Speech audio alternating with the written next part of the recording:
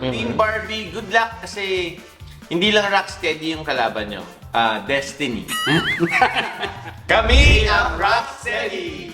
Parang first time ko ulit lalabas sa isang GMA show. Although galing din naman ako sa GMA before.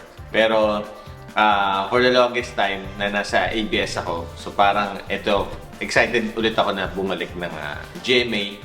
Tsaka excited ulit ako makita yung mga katrabaho ko before sa GMA. Well, kagabi sumat lang kami mga hanggang 4 AM. So puyat pa. Kasi mas gumagana yung utak namin pagka, medyo say, Under duress. yes. But, ano lang kami, kumbaga, steady lang kami. Yung rock steady lang kami. Pinaghandaan daw tayo nung isang nung Kalaban natin. Oh no! Yes. I think, survey tutorial pa sila ng mga pwede nilang sabihin.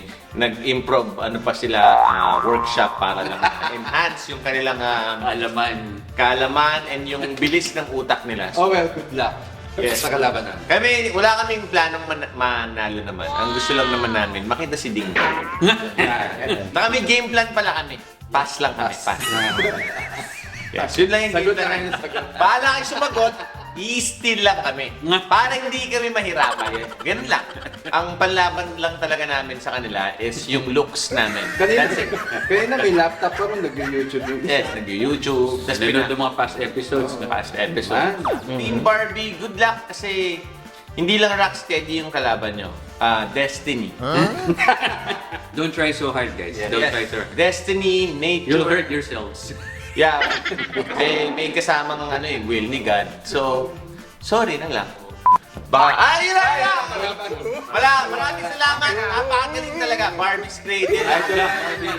Yes, lahat ng mga members sila, talaga, idol talaga namin. Wala kami masabi. Wala kayong masabi. Sobra. Kung may matatrash talk man kami, ang masasabi lang namin, God bless you. We're inviting everyone to please watch Family Feud. Mondays to Friday po yan, bago mag 24 oras. Always watch Rock and Roll Sprarer and yeah.